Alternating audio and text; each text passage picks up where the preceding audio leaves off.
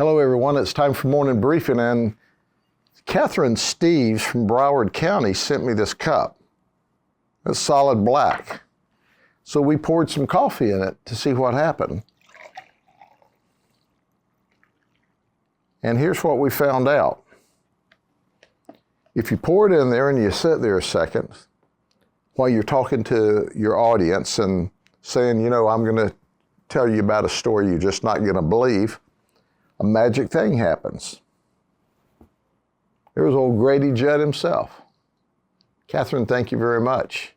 I appreciate that. It's an honor to be the sheriff.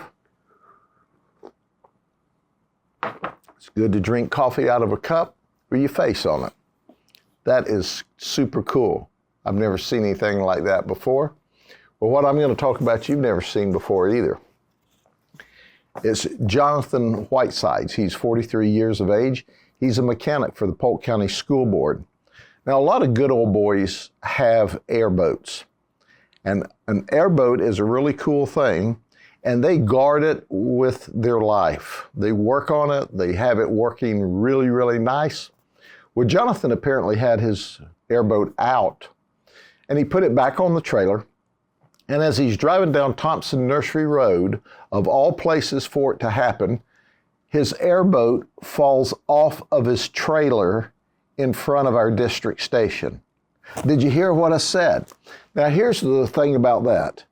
Any good old boy that's got an airboat that allows it to come off of his trailer ought to be committing a life felony or a first-degree felony. I mean, that ought to get you 30 years in prison, at least, maybe life in prison.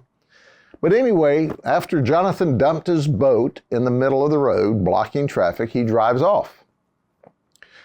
The local fire captain calls us and says, hey, some good old boy has dumped his boat right in the middle of the road, and there we saw an airboat. In a few minutes, he shows up with his buddy, and they start trying to put it back onto the trailer. Jonathan now is screaming and hollering at the guy who's come to help him.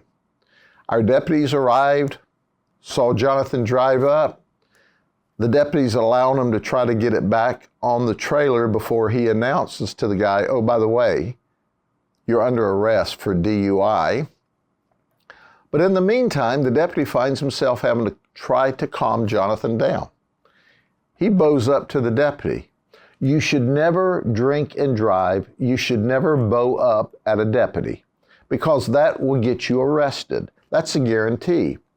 Well, we understand why he bowed up because he had a .33 on the breathalyzer. That's 4 times the legal limit.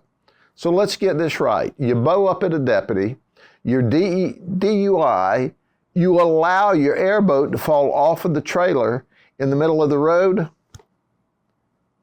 That's what good old boys say, a bad day. You just can't believe some things happen. Jonathan woke up sober, I hope, the next day in jail and had better thoughts of treating his boat that way. Take care.